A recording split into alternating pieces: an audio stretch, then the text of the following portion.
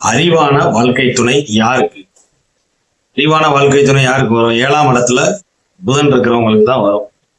புதன் குரு சேர்ந்திருந்தாலும் சரி, தனியா இருந்தாலும் சரி, 7ஆம் இடத்து அதிபதிக்கு புதன் குரு சம்பந்தம் வந்தாலும் இல்ல 7ஆம் இடத்துல குருவும் புதனும் இருந்தாலும், அதே மாதிரி லக்னத்துல புதன் குரு இருந்தாலும் 7ஆம் இடத்தை பார்ப்பாங்க.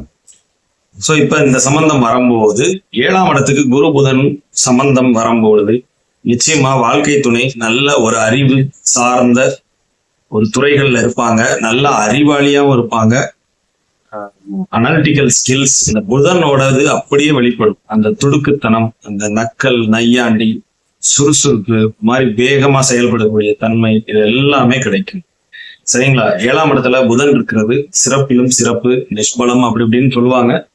எல்லாமே அதுக்கு அடுத்துதான். ஸ்தான பலம் சில இடத்துல 7ஆம் இடத்துல ஆட்சி வீடா கூட அது வந்துடும்.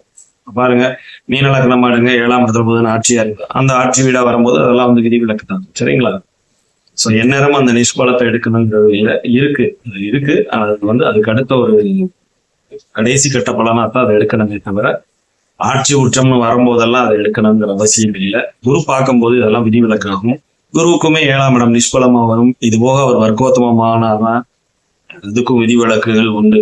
சரிங்களா? 7ல குரு இருந்தாலும் இந்த பலன் பிரதிபலிக்கும், லக்னத்துல குரு இருந்தாலும் இந்த பலன் பிரதிபலிக்கும். ஏன்னா இந்த 2 கிரகங்களுமே அறிவை தரக்கூடிய கிரகங்கள்.